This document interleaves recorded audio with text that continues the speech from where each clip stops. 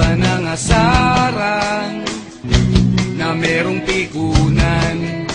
Lalo na rin ang unang niligawan, unang kabiguan.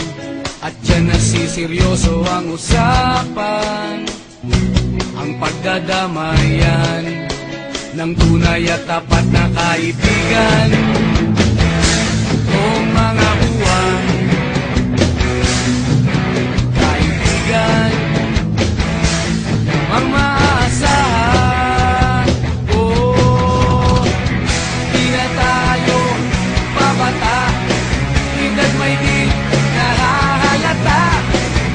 Sa mga trip unti-unti na tayo nagsasawa. Pero kahit ganon, barkadang matatag hanggang sa ngayon. Minsan man magkita, diyak may kwela, yan ang aking mga tropa.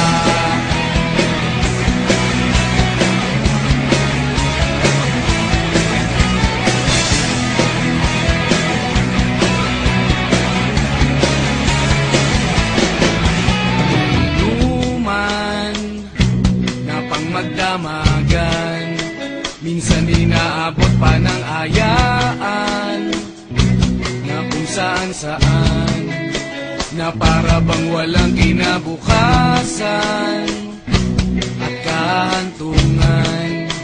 At dyan nasiseryoso ang usapan, ang pagpapayuhan ng tunay at tapat na kaibigan.